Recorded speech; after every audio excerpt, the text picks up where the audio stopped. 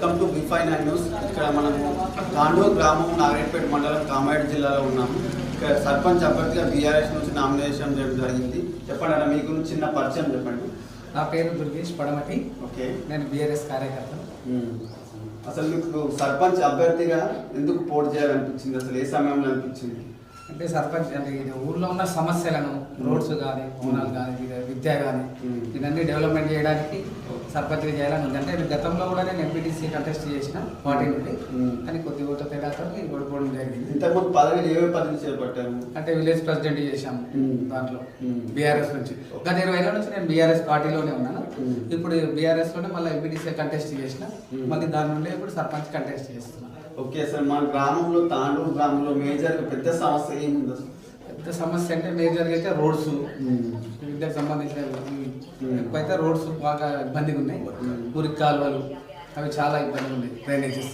Okay, ఇప్పుడు రోడ్లు మురికి ఒకవేళ మీ సర్పంచ్ అయితే రోడ్లు మురికి కాలువ పైన కాకుండా ఇంకా విద్య మరియు ఆరోగ్యం పైన ఎలాంటి చర్యలు తీసుకోబోతున్నారు? పాఠశాలలో కూడా పిల్లలకు సరైన భవనాలు కానీ సంబంధించిన ప్రతి దాని గురించి కృషి చేస్తాను. నేను విద్యా వైద్యానికి చాలా ప్రయాణం చేయడానికి ప్రయత్నం చేస్తాం. ప్లస్ రోడ్లు విద్య. ఓకే, గ్రామ స్థాయిలో యువత మరియు మహిళల పైన ఇలాంటి కార్యక్రమాలు చేపడుతున్నారు మీ సర్పంచ్ అయిన తర్వాత?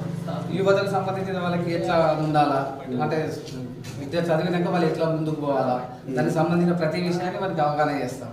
ప్లస్ వాళ్ళకి జాబ్స్ ఎట్లా రావాలా, అంటే ఎట్లా ముందుకు పోవాలనే దాన్ని అది చేస్తాం. ఇక మహిళల గురించి వస్తే వాళ్ళకి సంబంధించిన భవనాలు కానీ, వాళ్ళకి సంబంధించిన దాని గురించి కానీ, వాళ్ళకి చేయుతనిచ్చే కార్యక్రమాల గురించి కానీ, ఇవన్నిటి గురించి ముందు అది చేస్తాం. ఓకే, గ్రామ స్థాయిలో మీ దగ్గర మీ సర్పంచ్ అయిన తర్వాత 2 గ్రూప్ సమస్యలు ఉంటాయి. గ్రూప్ సమస్యలు మీ దగ్గర రాజకీయ ఒత్తిడి ఉందని మీ దగ్గరకు వచ్చినప్పుడు దాన్ని ఏ విధంగా పరిష్కరిస్తారు? దానికి సంబంధించిన 2 గ్రూపులలో సంబంధించిన పెద్ద మనుషులను కూర్చుంటబెట్టి దాని సమస్య అనే దాన్ని అసలు ఏముంది, దాని సమస్య ఏంటి, దాన్ని ఏ దిశగా తీసుకుపోతే పరిష్కారం అవుతుంది, అట్లా పెద్ద మందిలో అందరి సలహాలు తీసుకొని దాన్ని సమస్యను పరిష్కరించడానికి ప్రయత్నం చేస్తాం. దానికి సంబంధించి అయితే తాండూరు గ్రామ ప్రజలు మీకే ఎందుకు అసలు గెలిపించారు? ఓటేసి మీకు ఎందుకు అసలు గెలిపించారు తాండూరు గ్రామ ప్రజలు? అంటే ఇది అవునా ఖచ్చితంగా గెలిపించాల్సిన అవసరం ఉంది. దాని డెవలప్మెంట్ గురించి ఆలోచిస్తున్నా కూడా గెలిపించాల్సిన అవసరం వాళ్ళ మీద ఉంది, అంతే కదా. తాండూరు గ్రామ ప్రజలు చివరగా ఏం చెప్పదలుచుకున్నారు? ఏది నా మంచివాడిని అంటే డెవలప్మెంట్ గురించి ఆలోచించే వారినే గెలిపించాలని మాత్రం వాళ్ళకి రిక్వెస్ట్ చేస్తుంది. Okay, thank you.